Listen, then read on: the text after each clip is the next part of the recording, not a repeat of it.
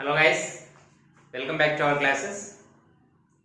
Dear students, ఈ video lecture లో మనం DCs and DRs సంబంధించిన ఎక్సర్సైజ్ ప్రాబ్లమ్స్ సాల్వ్ చేద్దాం.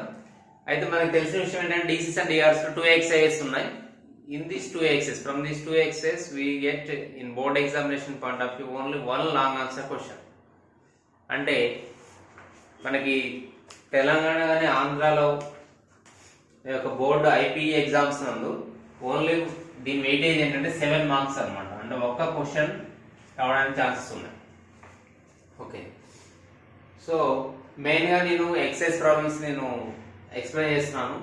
అయితే మనం ఎంసెట్ కానీ జేఈ కానీ రాయడానికి ఫస్ట్ మనకి బేసిక్స్ తెలిసి ఉండాలి. అంటే మనం first IPE text book perfect అయి ఉండాలి. కాబట్టి first excise problems exam problems solve చేసిన తర్వాత మనం దీనికి ఎక్స్టెన్షన్ గా ఎంసెట్ జేఈ ప్రాబ్లమ్స్ కూడా కాన్సెప్ట్స్ డిస్కస్ చేస్తూ ప్రాబ్లమ్స్ సాల్వ్ చేద్దాం.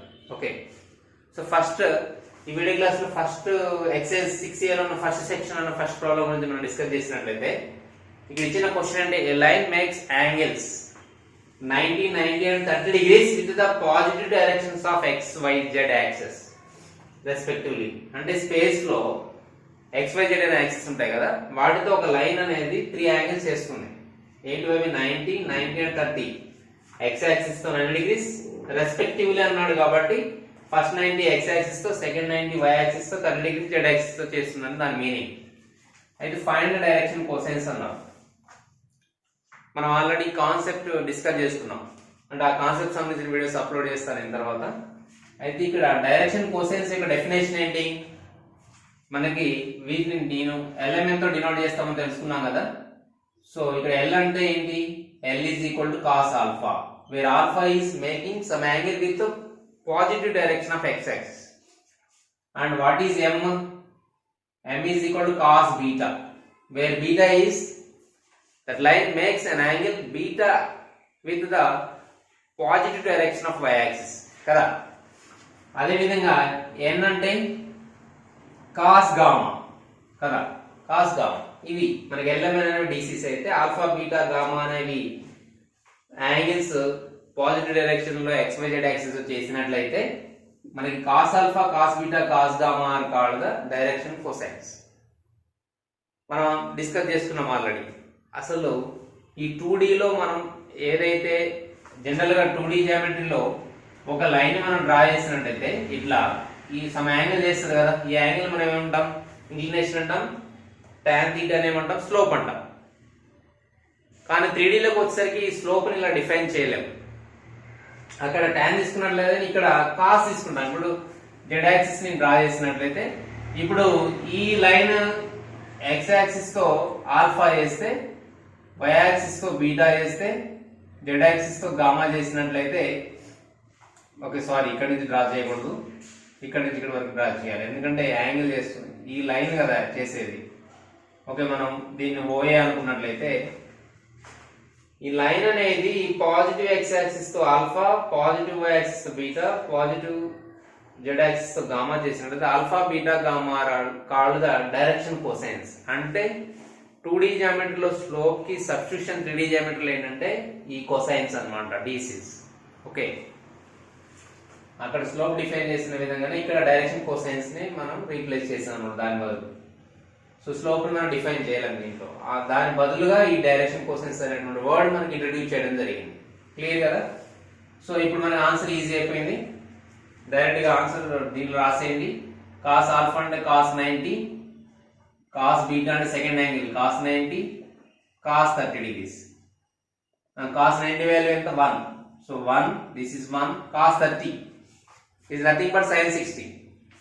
ఎంత? అది √3/2 కదా. So cos 30 value √3/2. So what are the DCs? మనం దీని బేసిస్ పెడతాం కాబట్టి 1, 1, √3/2 ఇస్ ద ఆన్సర్. లేదు ఇట్లా కూడా రాయొచ్చు, 1, 1 √3/2 అని కూడా రాయొచ్చు. Okay, so this is the answer. Okay, clear కదా? అంటే very short answer question, basics foundation. అంటే ఈ చాప్టర్ లో ఈ ఫౌండేషన్ క్వశ్చన్స్ ఉంటాయి అన్నమాట ఎక్సైజ్ లో. ఓకే, వీటిని డిస్కస్ చేయకుండా మనం లాంగ్ ఆన్సర్స్ ప్రయత్నం చేయడం అనేది కరెక్ట్ కాదు. కాబట్టి నేను డీటెయిల్డ్ గా ఈ ప్రాబ్లమ్స్ అన్ని డిస్కస్ చేస్తూ మనకి ఇంపార్టెంట్ ప్రాబ్లమ్స్ అంటే board exam point of view ఏది ఇంపార్టెంట్, ఎంసెట్ కి ఏది ఇంపార్టెంట్, జేఈకి అవన్నీ డిస్కస్ చేసుకుంటూ వెళ్దాం. ఓకేనా? సో ఫస్ట్ అయితే ఎక్సర్సైజ్ క్వశ్చన్స్ మనం డిస్కస్ చేస్తున్నాం కాబట్టి సెకండ్ క్వశ్చన్ కి వెళ్లే ముందు మీరు ఇది నోట్ చేసుకోండి. Okay, my dear students, now let us discuss the solution of second problem, which is in exercise 6a. That is the question here. ఇక్కడ ఏమి ఇచ్చారంటే a line makes an angles alpha, beta, gamma with positive directions of x, y, z axis. As usual గా మనం ఇందాక figure draw చేసిన విధంగానే అట్లా చేయబడ్డాయంట. అయితే what is the value of sin square alpha plus sin square beta plus sin square gamma? దీని value అడిగారు. ఇది చాలా ఇంపార్టెంట్ రిజల్ట్, మనకి చాలా నోటెడ్ అయి ఉండాల్సిన విషయం. అయితే before going to solve it, as we have discussed earlier, we have the result, that is if L, M, N are the DCs of a line, okay, in a space, then L square plus M square plus N square value is how much? దీని value ఎంత? 1 అని prove చేస్తున్నాం కదా. where L, M, N are DCs of a line, okay, of given line యొక్క DCs అయితే L square plus M square plus N square is equal to 1. ఈ result గుర్తుండాలి. అంటే దీని నుంచి మనం ఏం రాయొచ్చు? cos square alpha, where L is equal to cos alpha, M is equal to cos beta, N is equal to cos gamma కదా DCs. అప్పుడు దీన్ని మనం ఏమని రాయొచ్చు? ఇట్లా cos square alpha plus cos square beta plus cos square gamma is equal to 1. okay, this is known result, we know that. ఇది మనకి తెలిసిన రిజల్ట్ కదా. ఇప్పుడు దీన్ని బేస్ చేసుకొని మనం దీన్ని సాల్వ్ చేస్తాం. సో దీన్ని తీసుకోండి. ఇప్పుడు first what is required? sin square alpha plus sin square beta plus sin square gamma value is required. Very simple. Okay, దీని వాల్యూ ఫైండ్ అవుట్ చేసే ముందు దీని యొక్క మనకి sin square alpha ఐడెంటిటీ తెలుసు కదా. మనకి ట్రిగోనోమెట్రికల్ identities sin square alpha plus cos square alpha is equal to 1. అదే విధంగా secant square alpha minus tan square alpha is equal to 1. cosecant square theta minus tan square theta is equal to 1. ఆ results use చేసి మనం ఇక్కడ రాస్తాం. అయితే ఇక్కడ identity 1 తీసుకుంటాం మనం. sin square alpha బదులు ఏం రాయొచ్చు? 1 minus cos square alpha అని. సో sin square beta బదులు ఏం రాయొచ్చు? 1 minus sin square beta అని plus sin square 1 minus cos square beta plus sin square gamma అంటే 1 minus cos square gamma.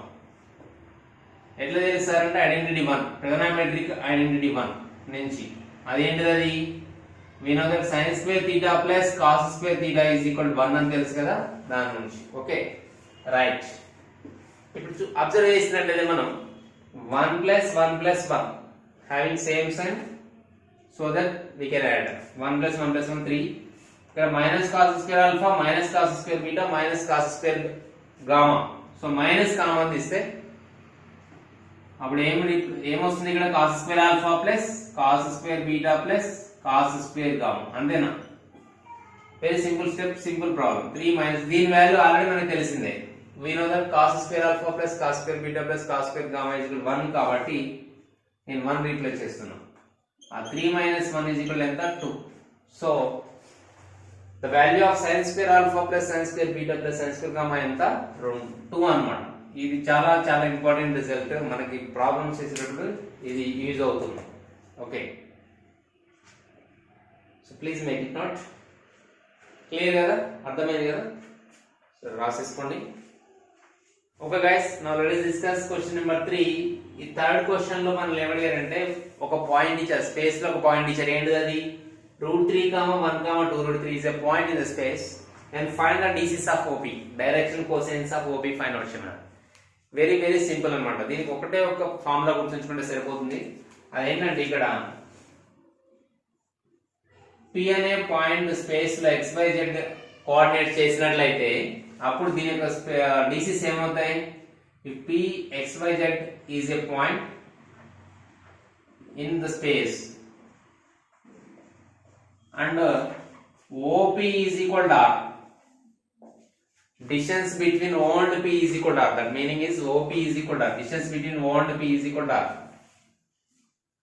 Then the DCs of OP ఏమైతే అంటే DCs అంటే direction cosines of OP are very simple. ఏం లేదు, ఇక్కడ ఉన్నటువంటి ఈ కోఆర్డినేట్స్ ఉన్నాయి కదా, XYZ రాయండి. X Y Z by R చేయాలి. ఇక్కడ మీరు r is what is r distance between O and P. అప్పుడు మరి distance between O and P formula ఏంటి మనం ఆల్రెడీ డిస్కస్ చేసుకున్నాం కదా 3 డైమెన్షనల్ జామెట్రీ చాప్టర్ లో 5th చాప్టర్ లో. సో మీరు r is equal to under root చెప్పండి x square plus y square plus z square కేల్కతం అయిపోయింది. x by r y by r z by r వేర్ r is equal to root of x square plus y square plus z square. అంటే ఇచ్చిన point ని ఇట్లా రాసిన తర్వాత దాని కింద r తో డివైడ్ చేయాలి. r అంటే ఏంటి some of the squares of the given coordinates under root అంతే. అంటే మనం ఫస్ట్ మన ప్రథమ కర్తవ్యం ఏంటి ఇచ్చిన పాయింట్ ఏంటో రాసుకోవాలి. Given point in the space is p root 3 1 2 root 3 clear. దీన్ని మనం xy z అనుకుందాం. ఓకే 2D జియోమెట్రీలో మనం 10th క్లాస్ లో ఎట్లా చేసామో అట్లానే స్ట్రైట్ లైన్ చాప్టర్ ఎలా చేసామో ఇలా డినోట్ చేసుకున్నాం xy z అని. ఇప్పుడు మనం ఫస్ట్ ఏం చేస్తామంటే r వాల్యూ ఫైండ్ అవుట్ చేస్తాం. r వాల్యూ ఫార్ములా ఏంటి x square plus y square plus z square కదా, అంటే OP వాల్యూ కదా, అంటే O నుంచి P కి మధ్య ఉన్న డిస్టెన్స్ కదా. చేసేస్తే మనకి ఏమొస్తుంది root 3 whole square plus 1 square plus 2 root 3 whole square under route.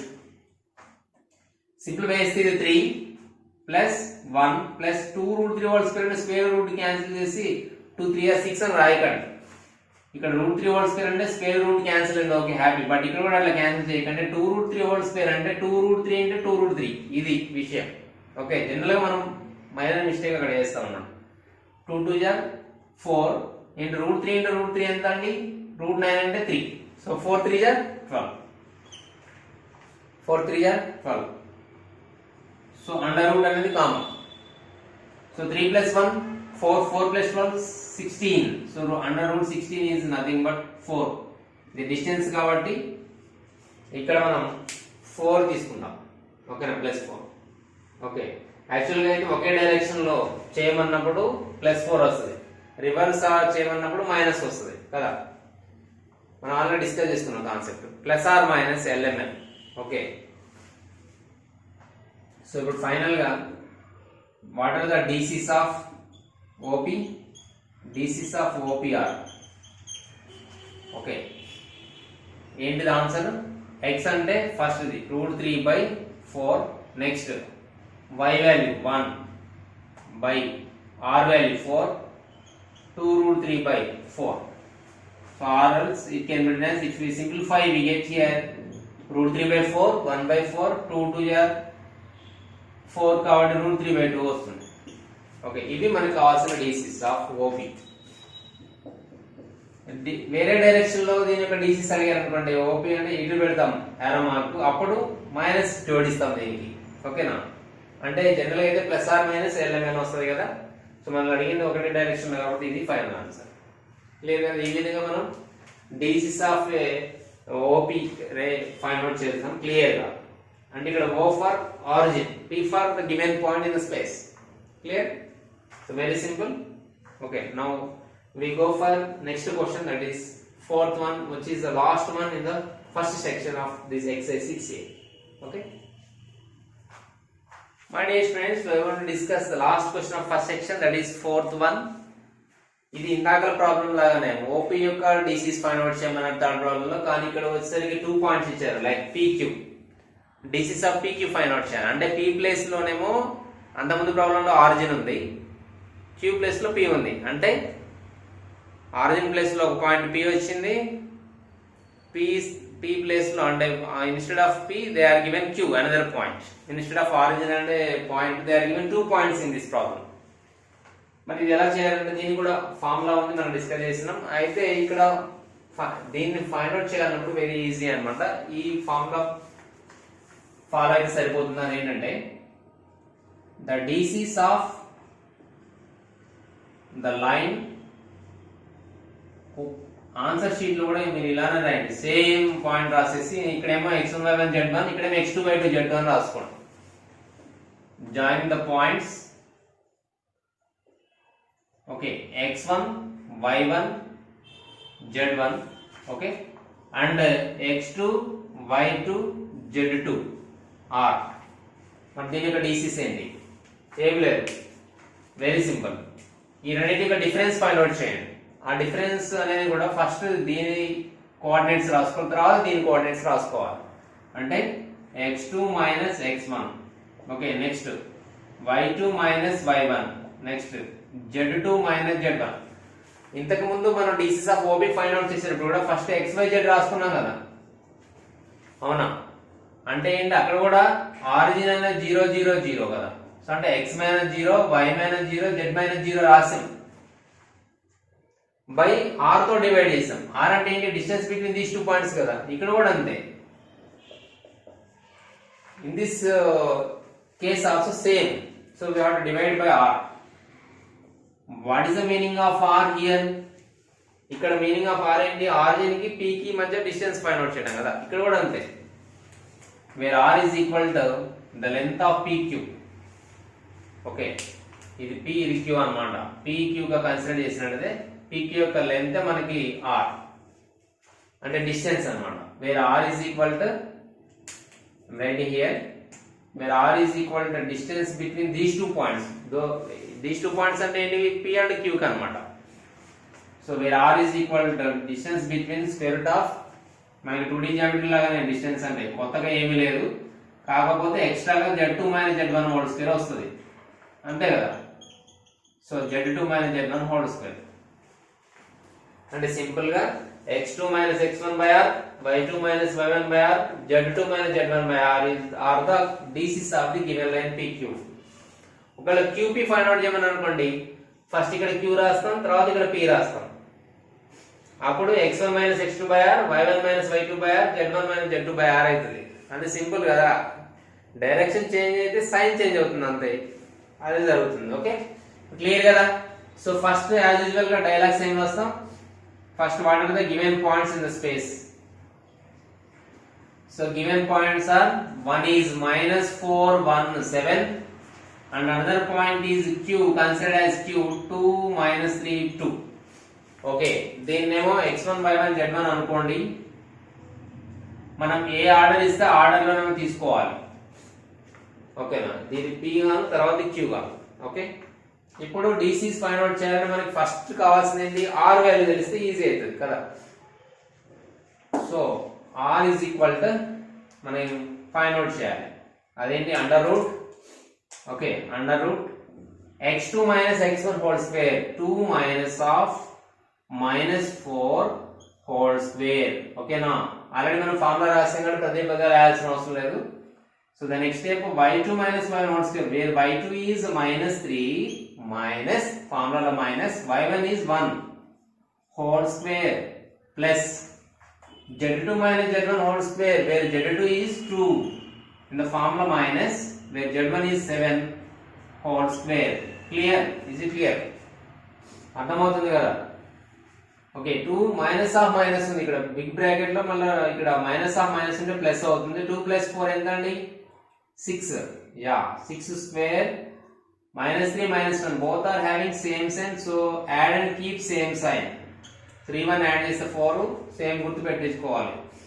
ఇక్కడ డిఫరెంట్ సైన్స్ ఉన్నాయి, ఒకటేం +2 ఉంది, రెండోది -7 ఉంది. మరి రెండు డిఫరెంట్ సైన్స్ ని సెపరేట్ చేసి పెద్ద ఉన్న గుర్తు రాసుకోవాలి కదా. So -5 whole square.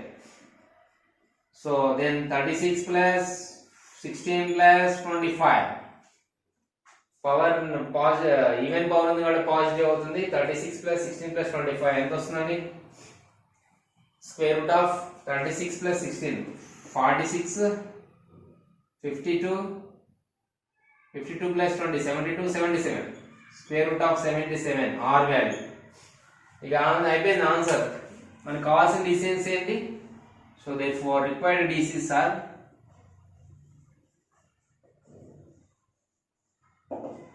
Formula direct గా అప్లై చేసేయండి. x2 minus x1 ఎంత అండి, మళ్ళీ same story. x2 minus x1 2 minus of minus 4 by r value root 77, comma next y2 minus 7 minus 3 minus 1 by root 77, comma z2 minus z1 2 minus 7 by r value root of 77. okay, ఇది 6 by root 77 minus 4 by root 77 అంతే కదా. 2 minus 7 అంటే minus 5 by root 77. So these are the required DCs of given line join the points -417 and 2 -32. ఇవే మనకు కావాల్సిన DCs అనమాట. ఆ DCs అనేవి ఏంటివి? ఈ రెండు పాయింట్స్ ని జాయిన్ చేసేటువంటి లైన్ యొక్క డీసీస్. స్పేస్ లో ఈ రెండు పాయింట్ జాయిన్ చేసినటువంటి లైన్ యొక్క డీసీస్ ఏంటంటే ఇవి. సో ఇది ప్రాసెస్. ఈ ఫార్ములా గుర్తుంచుకోవాలి. మెయిన్ ఇక్కడ ఇంపార్టెంట్ అంటే ఆర్ అంటే ఏంటంటే distance between P and Q points. Order మాత్రం చాలా జాగ్రత్తగా గుర్తుపెట్టుకొని ఇక్కడ x2 - x1/r రాయాలి, నాట్ x1 - x2/r.